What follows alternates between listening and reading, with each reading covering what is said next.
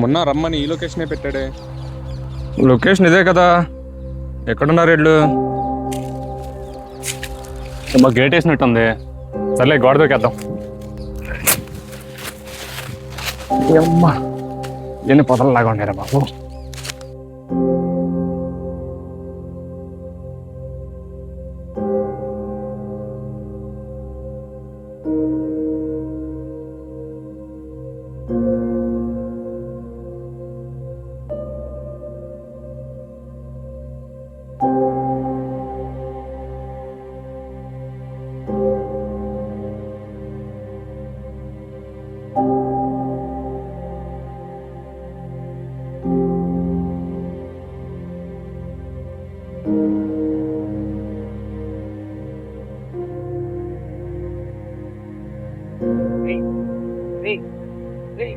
ఏమైందిరా? ఏమైందిరా? ఏమైందిరా? ఏమైందిరా?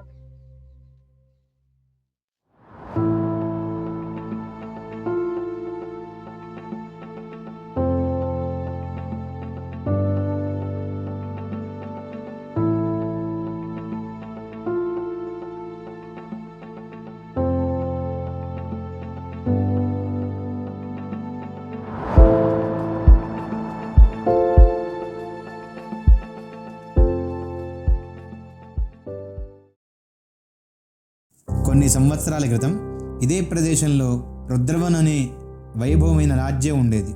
ఆ రాజ్యానికి అధిపతి మునీంద్రవర్మ. అతడు ధర్మపరుడు, ప్రజాహితాన్ని ఎప్పుడూ ముందుంచే మహారాజు. అతనికి ఏకైక కుమారుడు రుద్రవర్మ. అతనికి ధైర్యం, న్యాయం, కరుణ ఈ 3 గుణాలు కలిసిన యువరాజు. రాజ్యాన్ని నడిపించేందుకు 4 మంత్రులు: కేశవరాయ, సోమదేవ, హర్షవర్ధన, గజపతి. వీరిలో గజపతి తెలివైనవాడు, కానీ అంతరంగంలో దాచుకున్న చీకటి అతనిని మిగతా వారి కంటే భిన్నంగా చేసింది. రాజ్యంలో ప్రజలు సుఖశాంతులతో జీవిస్తున్నారు. రాజు, యువరాజు ఇద్దరూ ప్రజలను తమ కుటుంబంలా చూసుకుంటున్నారు. కానీ ఆ శాంతి వెనుక ఒక చీకటి నీడ నెమ్మదిగా పెరుగుతోంది. ఆ నీడే శిశునాగ, గజపతి తమ్ముడు. అతను దుర్మార్గుడు, క్రూరుడు, కపటబుద్ధి కలవాడు. ప్రజలను హింసించటం, అన్యాయం చేయటమే అతనికి సహజ లక్షణం. తన తప్పులకు ఎలాంటి ఆధారాలు మిగలకుండా జాగ్రత్త పడేవాడు. ఒకరోజు అతని క్రూరత్వం హద్దు దాటింది. ఒక అమాయక కుటుంబాన్ని హింసిస్తున్న దృశ్యాన్ని రుద్రవర్మ స్వయంగా గమనించాడు. ఆగ్రహంతో రాజు వద్దకు వెళ్ళి జరిగినదంతా వివరించాడు. మునీంద్రవర్మ తన గూఢచారుల ద్వారా నిజాన్ని నిర్ధారించాడు. రాజ్యసభలో అందరి ముందు శిశునాగకు శిక్ష విధించబడింది. అతని రాజ్యం నుంచి బహిష్కరించారు. అది అతనికి అవమానం కాదు, అతని అంతానికి ప్రారంభం. ఆ అవమానం తట్టుకోలేక శిశునాగ ఆత్మహత్య చేసుకున్నాడు. ఆ మరణంతో కథ ముగియలేదు. అసలు కథ అప్పుడే మొదలైంది. తన తమ్ముడి మరణాన్ని చూసి గజపతి మనసు చీకటితో నిండిపోయింది.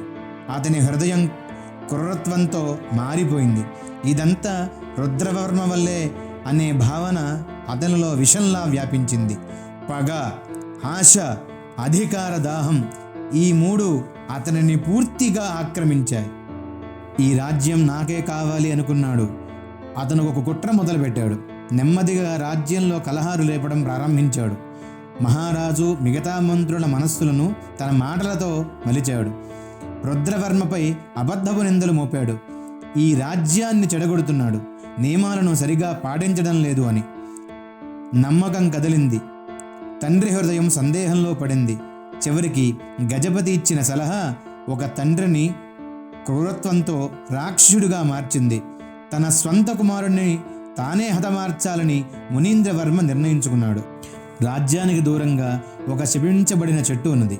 ఆ చెట్టు వద్ద బలి ఇచ్చిన వారి ఆత్మలు తిరిగి రాకుండా అక్కడే బంధించబడిపోతాయని నమ్మకం. ఆ రాత్రి ఒక అరుదైన గ్రహణం. చీకటి శక్తులు ఉధృతమయ్యే సమయం. అదే సమయానికి రుద్రవర్మను అక్కడికి తీసుకువెళ్ళారు. తండ్రి కళ్ళ ముందే మంత్రుల సమక్షంలో యువరాజు రుద్రవర్మ హతమయ్యాడు. అది ఒక హత్య మాత్రమే కాదు, ఒక ఆత్మ పుట్టుక.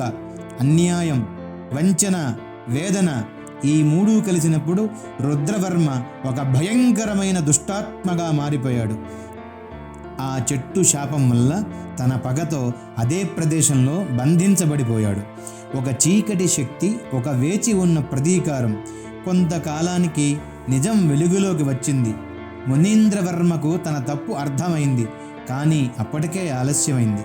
తన కుమారుని కోల్పోయానన్న బాధ అతన్ని లోపల నుంచి కరిగించింది.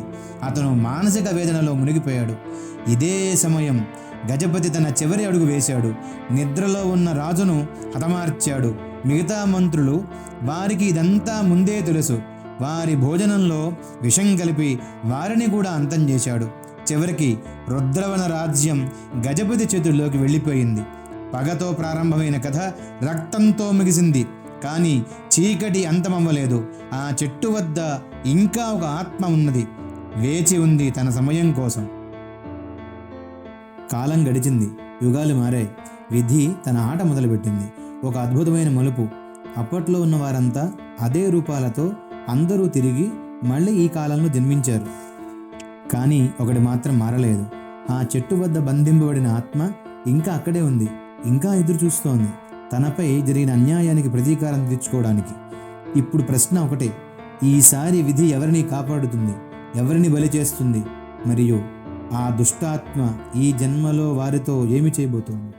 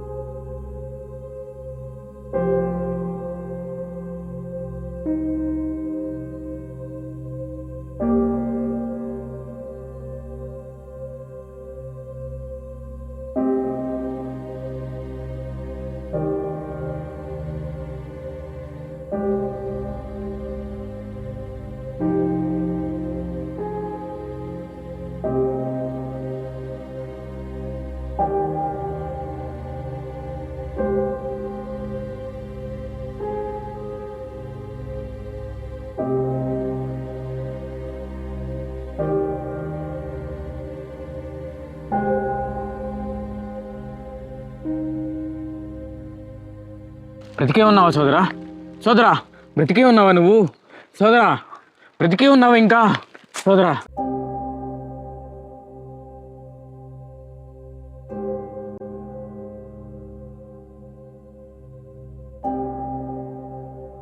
నన్ను ఎందుకు చంపావు? నాకు ఈ గతెందుకు పట్టించావు అసలు? నువ్వు ఇలా అవడానికి కారణం నేనే రుద్ర. వాడెవడో చెప్పిన మాటలకి నా కొడుకుని నేనే చంపుకున్నాను. ఆవేశంలో చేసిన తప్పురా ఇది. నాకు ఈ కోపం మీ అందరినీ చంపేదాకా పోదు. తప్పురా రుద్ర, వాళ్ళందరికీ ఏ పాపం తెలియదురా, వాళ్ళని వదిలేరా. ఏ ఒక్కరిని వదిలిపెట్టను, అందరినీ చంపేస్తా. చిత్రహింసలు పెట్టి మరీ చంపేస్తా.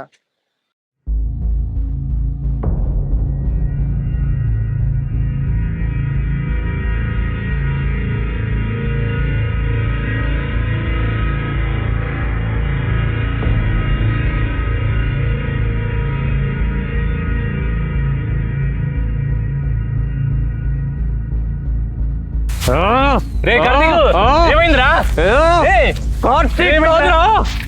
గజపతి, రాజా గజపతి. రే కార్తీక్,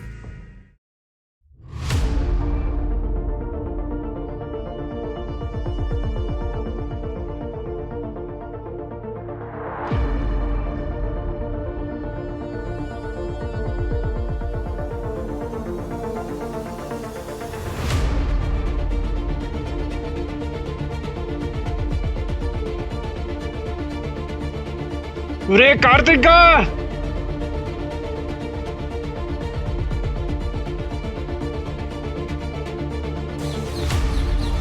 రే ఏం చేస్తున్నావు నీకన్నా అర్థమవుతుందా అసలు? మీరు ఇంకా మారాలి. అరే హిము మన్నించరా, గతమేదో తెలియదు నిజమేదో తెలియలేదురా, ఆ విషయంలో జరిగిపోయింది. మన్నించరా రే. అరే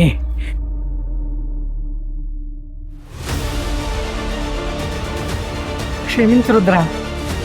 క్షమించు. అరే కార్తిక్, నీ వల్ల నా వల్ల గత జన్మలో చాలా తప్పిదాలు జరిగిపోయి ఒక రాజ్యమే నాశనం అయిపోయింది. అలాంటి తప్పులు మళ్ళీ చేయొద్దురా, మారదాంరా.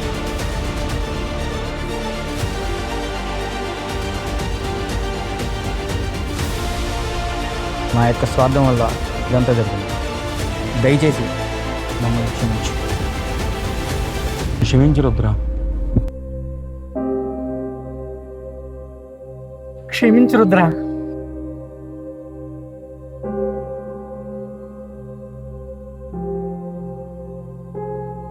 మీరు నన్ను చంపినా నేను మిమ్మల్ని చంపేంత మూర్ఖుని అయితే కాదు నాన్నగారు.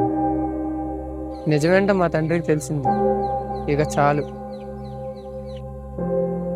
నేను ఇంకా వెళ్ళే సమయం వచ్చింది. వెళ్ళొస్తా.